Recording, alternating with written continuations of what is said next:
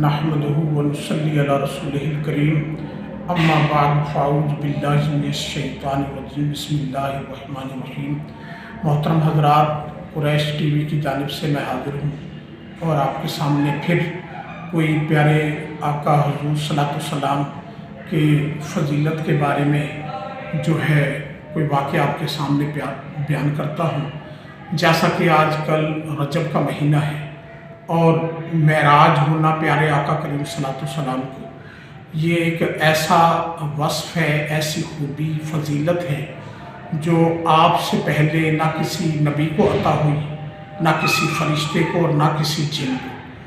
یہ فقط پیارے آقا حضور صلی اللہ علیہ وسلم کو معراج عطا ہوئی، اور معراج پر پیارے آقا کریم صلی اللہ علیہ وسلم کو صرف بلا لینا ہی کافی تھا کہ بلا لیا جاتا، بلکہ آپ کے لیے براق بھیجا گیا، جنت کی سواری بھیجی گئی۔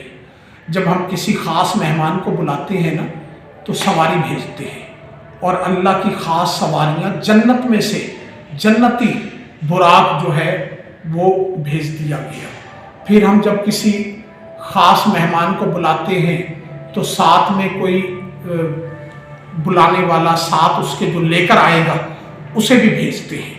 اللہ تعالیٰ نے فرشتوں کے سردار حضرت جبرائیل علیہ السلام کو بھیج دیا کہ اے جبرائیل علیہ السلام، جا اور میرے محبوب کو لے آ۔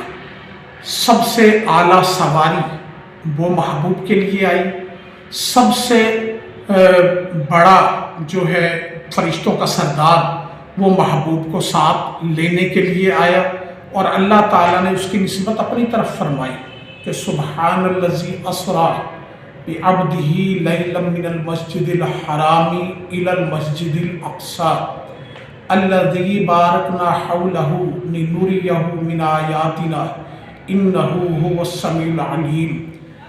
یہ آیتیں معراج کے واقعے کے لیے اتری ہیں، اور معراج کا ان میں واقعہ موجود ہے۔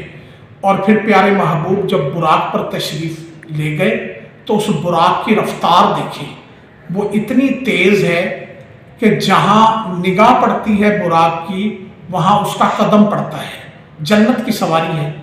اور جب وہ براق نیچے اترتا تھا تو اس کے آگے کی ٹانگیں لمبی ہو جاتی تھی تاکہ وہ بیلنس برابر رہے، اور جب اونچائی پہ چڑھتا تو اس کی آگے کی ٹانگیں چھوٹی اور پیچھے کی ٹانگیں بڑی ہو جاتی۔ اس شان اور اس عظمت کے ساتھ پیارے آقا سرور دو جہاں صلی اللہ تعالیٰ علیہ وآلہ وسلم معراج پر تشریف لے جانے کے لیے براق پر بیٹھ گئے ہیں۔ اور پھر آگے دیکھیں، راستے میں حضرت موسیٰ علیہ السلام کو دیکھ کر پیارے آقا کریم صلی اللہ علیہ وسلم نے فرمایا کہ میں نے دیکھا کہ حضرت موسیٰ علیہ السلام اپنی قبر میں کھڑے ہو کر نماز پڑھ رہے ہیں۔ تو قبر میں دیکھنا، ہم جو دنیا میں چلتے پھرتے ہیں قبرستان میں جائیں تو ہمیں قبر کے اندر کوئی نظر نہیں آتا، ہم کسی کو نہیں دیکھتے، لیکن حدیثوں میں آیا کہ آپ نے فرمایا کہ موسیٰ علیہ السلام کھڑے ہو کر نماز پڑھ رہے ہیں اپنی قبر میں۔ ایک تو ان کی حالت کو بھی دیکھا، اور دوسرا ان کا یہ بہت بڑا معجزہ اور بہت بڑی بات ہے کہ اس قبر کی حالت کو دیکھ رہے ہیں، قبر کے اندر کیا ہو رہا ہے یہ دیکھ رہے ہیں۔ اور یہ اللہ کے حبیب کو اللہ تعالیٰ نے طاقتیں عطا فرمائی تھی۔ پھر یہ براق چلتا ہوا مسجد اقصیٰ پہ جا پہنچا، اور وہاں جا کر حضرت جبرائیل علیہ السلام نے پتھر کے اندر سوراخ کیا اور براق کو وہاں باندھ دیا۔ ایک سوال ہے کہ براق کو باندھنے کی ضرورت کیا تھی؟ حضرت جبرائیل علیہ السلام یہ دکھا رہے ہیں کہ محبوب کی سواری کو میں باندھنے والا ہوں۔ کوئی ہوتا ہے نا سواری کو لے کر چلتا ہے کسی خاص شخصیت کے لیے، تو پیارے آقا کریم صلی اللہ علیہ وسلم کی سواری کو باندھنے والے اس دن فرشتوں کے سردار ہیں۔ یہ پیارے آقا کی عظمت ہے۔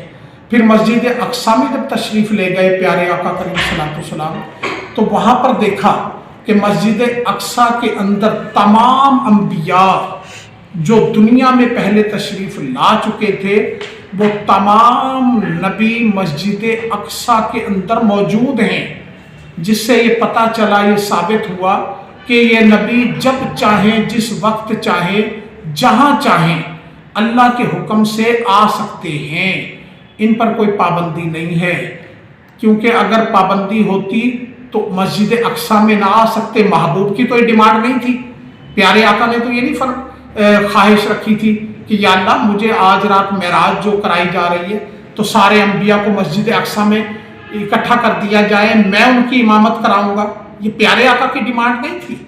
لیکن وہ تمام انبیاء کو اپنی اپنی قبر سے، کوئی آسمان میں ہے، کوئی قبر اپنی مزار میں ہے، کوئی جنت میں ہے، جہاں بھی تھا ان کو وہاں سے بلا کر مسجد اقصیٰ میں پہنچا دیا گیا اور وہاں پہ جمع ہے سارے.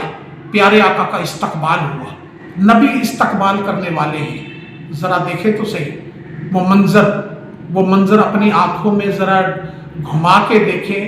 یہ معراج ایک واقعہ ضرور ہے لیکن بہت سارے ہمارے مسئلے بھی حل کرتا ہے عقائد کے. کہ نبی دیکھیں جو وصال کر گئے ہیں وہ وہاں پر دوبارہ تشریف لا چکے ہیں. پیارے آقا کریم صلی اللہ علیہ وسلم نے ان کی امامت کرائی اور پھر آسمان کی طرف تشریف لے گئے. انشاءاللہ آگے جو آسمان پر جو کچھ ہے اس کا ہم بعد میں بیان کریں گے اور پھر آپ کو معراج میں اسی طرح انشاءاللہ مرحلہ وائز آپ کو اس کے بارے میں بتائیں گے. اللہ تعالیٰ اپنے پیارے حبیب صلی اللہ علیہ وسلم کے صدقے ہم سب کے حال پر رحم فرمائے. وما علینا الا البلاغ. آمین.